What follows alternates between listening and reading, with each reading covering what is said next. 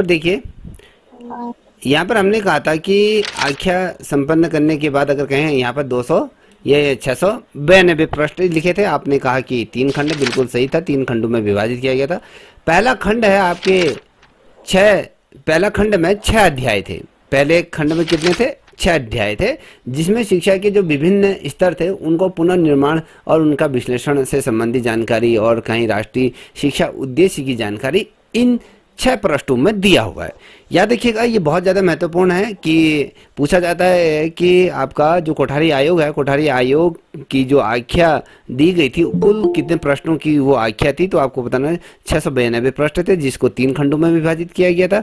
तो 3 खंड में ये विभाजित किया, आप देख पा रहे होंगे। पहला जो खंड मैंने आपको कहा कि इसमें शिक्षा के विभिन्न स्तरों के पुनर्निर्माण की जो शिक्षा के अलग अलग जो फॉर्मेट हैं, उन फॉर्मेटों को किस तरीके से हमने क्या करना है, अचीव करना है। तो पहले ये था। और जो हमारी जो एनईपी की अगर हम बात करते हैं, जो राष्ट्रीय जो शिक्षा के बारे में अगर बात करते हैं, तो उसकी जानकारी। दूसरा जो खंड था, दूसरे खंड में क्या थे, आपके 11 अध्याय थे।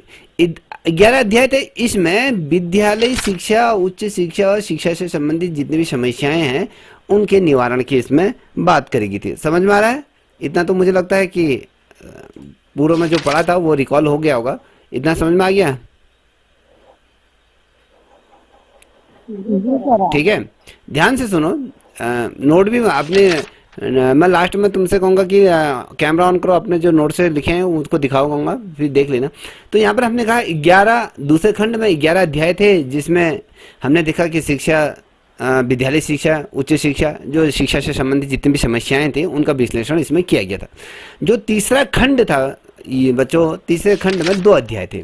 अब 2 अध्याय थे, देखिए क्वेश्चन क्या बनता है। मान लीजिए क्वेश्चन पूछा जाता है कि जो कोठारी आयोग है, कोठारी आयोग के तीसरे खंड में क्या दिया हुआ है, तो वहां पर 4 ऑप्शन दिए जा सकते हैं, जिसमें दिया था शिक्षा के संगठन और प्रशासन के बारे में, ये दिया जा सकता है। फिर दूसरा कुछ और दिया था। जब आपने इतना विस्तार से पढ़ा होगा तभी ये बता पाओगे। तो इसमें तीसरा खंड आपका ये बोलता है कि कहता है कि 2 अध्याय इसमें दिए थे, जिसमें आपके कहते हैं शिक्षा के जितने भी संगठन है, जितने भी इसको ऑर्गेनाइजेशन, जितने भी कंपनी है या कहीं संस्थान है, और उनके प्रशासन को किस प्रकार से चलाया जाएगा उसकी चर्चा की गई।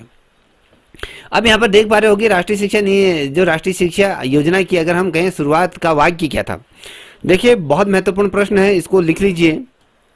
राष्ट्रीय शिक्षा योजना की आख्या की शुरुआती वाक्य क्या था? क्वेश्चन ये देखो, इसको मैं यहाँ पर लिख देता हूँ कि इसको बना देता हूँ मैं क्वेश्चन। पहला क्वेश्चन ये है कि क्वेश्चन बना, राष्ट्रीय शिक्षा योजना की आख्या की शुरुआती वाक्य किससे हुई थी? ठीक है, अब वहाँ पर अलग अलग दिया जाएगा, तो आप जिसने पढ़ा होगा वही बताए। इसमें जो वाक्य था कि इसमें कहा गया था कि भारत का भाग्य उसकी कक्षाओं में आकार ले रहा है।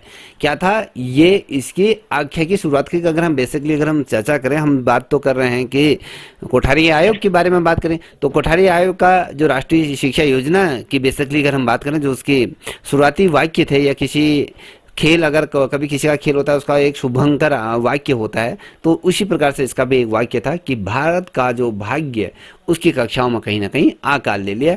तो यहाँ तक तो आप समझ गए होंगे। हमने आपसे ये कहा कि आंतरिक सुझाव के, हमने कहा कि 10+2+3 की व्यवस्था की गई थी। अब हमने कहा दूसरा क्या था, इसमें पूर्व प्राथमिक शिक्षा, जिसमें मॉन्टेसरी, किंडरगार्टन जैसे अलग अलग नाम इसको दिए गए थे। किसको कहा गया था? ये जो था कि आपके जो कोठारी आयोग था बेसिकली उसको ये भी कहा गया था कि पूर्व शिक्षा, जिसमें मॉन्टेसरी या किंडरगार्टन जैसे अलग अलग ये नाम दिए गए थे, और उन्हें बदल कर बाद में क्या कर दिया गया, माध्यमिक और ये प्राथमिक शिक्षा के नाम दिए।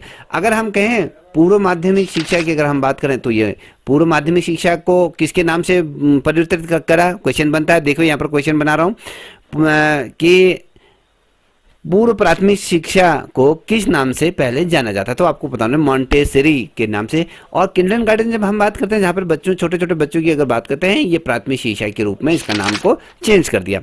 हमने आपसे ये कहा कि यहाँ पर आप देख पा रहे होगे कि विषय विभाजन की जब हमने आपसे चर्चा करी, तो यहाँ पर आप देख पा रहे होगे कि कक्षा 9 के बाद ये कहा गया था कि कक्षा 9 के बाद क्या होनी चाहिए, जो सुविधा होनी चाहिए वो 10वीं के बाद कक्षा क्या होनी चाहिए, विषय बदलने की यहाँ पर क्या होनी चाहिए, यहाँ पर परमिशन होनी चाहिए। अब हमने चौथा पॉइंट देखे कि माध्यमिक विद्यालय 2 प्रकार के होंगे। एक तो जूनियर माध्यमिक होंगे, जिसे उच्च प्राथमिक कहते हैं प्राथमिक कहते हैं, और साथ ही उच्च माध्यमिक दो तरीके के। जूनियर देखिए पहला होता है जूनियर और माध्यमिक।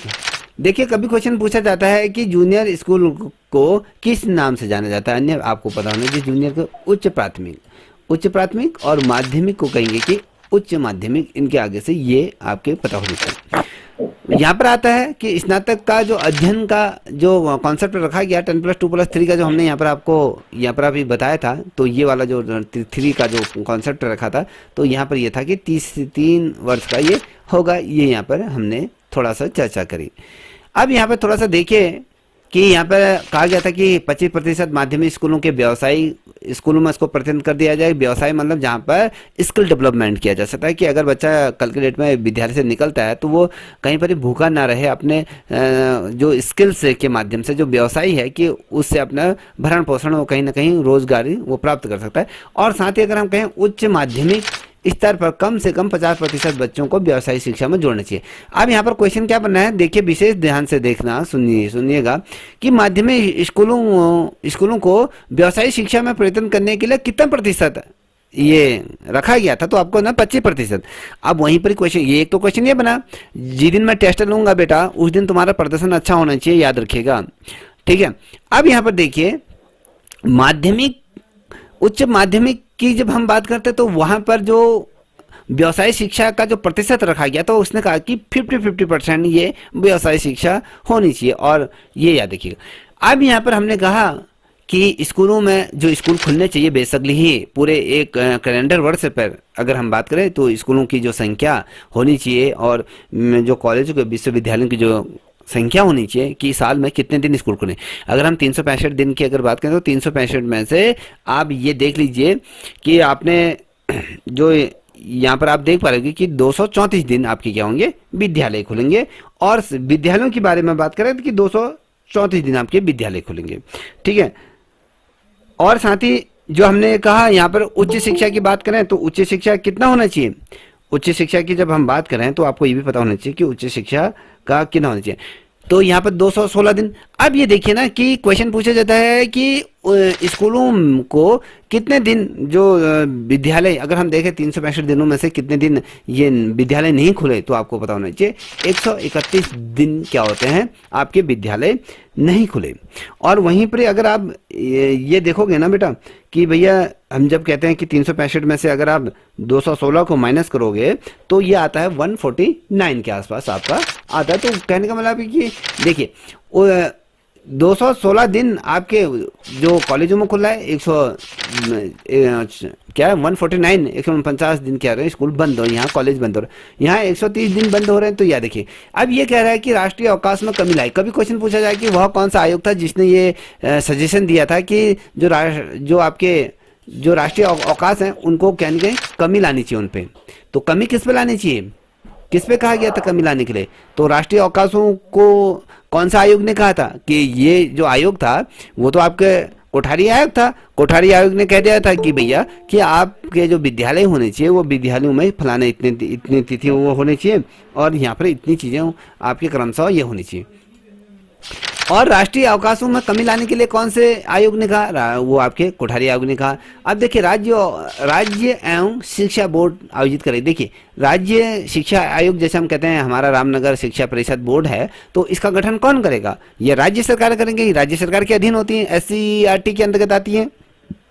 अब देखिए 10वां पॉइंट है कि समान पाठ्यक्रम के जरिए बालक और बालिकाओं को क्या करना चाहिए कि विज्ञान और गणित की शिक्षा दी जानी चाहिए। क्वेश्चन पूछा जाता है कि कौन से ऐसी जो आयोग था जिसमें बालक और बालिकाओं को विज्ञान और गणित की समान शिक्षा देने पर बल दिया गया है, तो वहां पर कोठारी आयोग दिया गया, माध्यमिक शिक्षा आयोग दिया गया, विश्वविद्यालय अनुदान दिया जाएगा, मुद्यालय आयोग जो इस प्रकार से दिया जाएगा। तो आपको कंफ्यूज नहीं करना है, आपका कॉन्सेप्ट यहाँ क्लियर करना है। तो आपको ये पता होना चाहिए कि भैया ये तो कोठारी आयोग ने कहा था कि बालक और बालिकाओं को समान जो शिक्षा किसके क्षेत्र में दे, गणित और शिक्षा के, उसमें जो गणित और विज्ञान के क्षेत्र।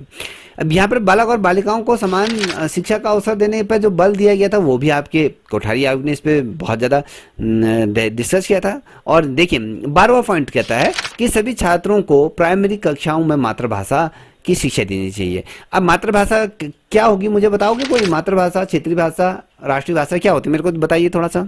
जिसे आता है, जल्दी बताइए।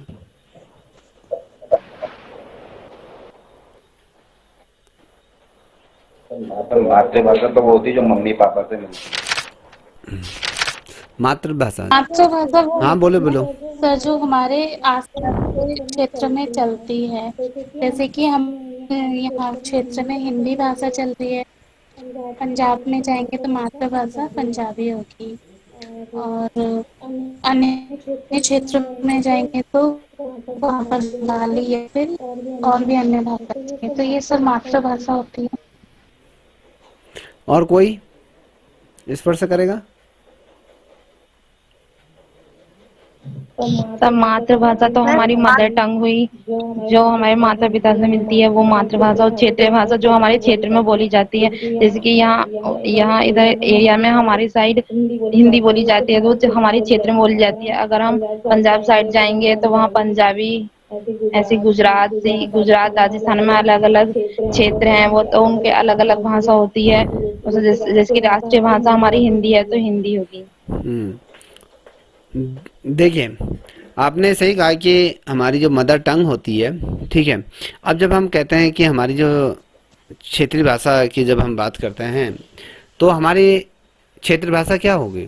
हमारी होगी कुमाऊनी या गढ़वाली। हमारी जो मातृ टंग की भाषा भी यही होगी, स्थानीय भाषा जो हमारे जगहों पर बोली जाती है। जैसे हम गढ़वाली बोलते हैं, कुमाऊनी बोलते हैं, कोई भोटिया बोलेगा, कोई कुछ अलग बोलेगा। तो ये क्या होगा? ये आपकी ये क्या होगी? आपकी जो क्षेत्रीय भाषा। और स्थानीय भाषा जो आपके आसपास, स्थानीय भाषा में कौन से बोले जाता है? वहाँ पर हिंदी का भी प्रयोग किया जा सकता है। स्थानीय बहुत से लोग स्थानीय क्षेत्र पर अगर हम देखें तो वहाँ पर कुमाऊँ उसको नहीं बोलते हैं। फिर आपके अगर हम राज्य की बात करें तो जो आपके राष्ट्रीय स्तर पे जो हिंदी है, तो ये तमाम चीज़ें होती हैं।